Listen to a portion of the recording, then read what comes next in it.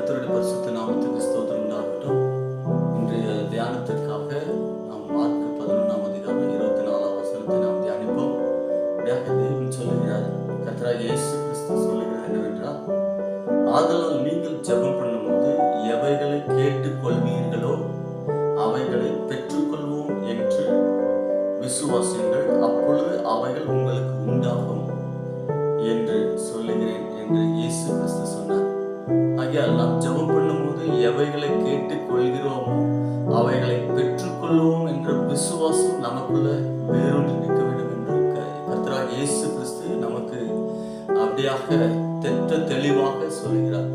நாம் இயேசு கிறிஸ்துவில் நம்பிக்கை வைத்து, இயேசு கிறிஸ்துவின் மேல் நாம் விசுவாசம் வைத்து அவரிடத்தில் நாம் கேட்கும் பொழுது அவர் நாம் என்ன கேட்கிறோமோ அதை கொடுக்க அவர் தயாராக இருக்கிறேன் என்பதை குறித்து அவர் தெளிவாக இயேசு கிறிஸ்து சொல்கிறார்.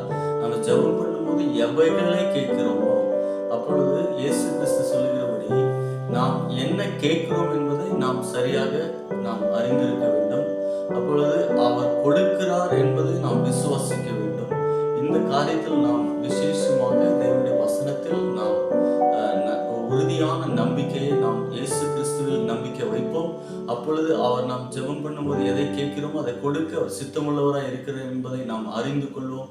ஆகையால் நாம் இயேசு கிறிஸ்துவில் நம்பிக்கை வைத்து எதை செய்தாலும், நாம் எதை கேட்டாலும், எந்த காரியங்களை செய்தாலும், கிரியினாலாவது வார்த்தையினாலாவது எதை செய்தாலும் கர்த்தராகிய இயேசு கிறிஸ்துவின் நாமத்தில் நம்பிக்கை வைத்து நாம் கேட்போம். அப்பொழுது அவைகள் நமக்கு உண்டாகும் என்ற நாம் முழு மனதோடு நாம் கேட்கும் பொழுது கர்த்தர் நிச்சயமாக நமக்கு அதை கொடுத்து நம்மை ஆசீர்வதிப்பார். அப்படியாக இயேசு கிறிஸ்துவின் இணையற்ற நாமத்தில் நாம் விசுவாசம் வைத்து நாம் கேட்போம். ஆமென்.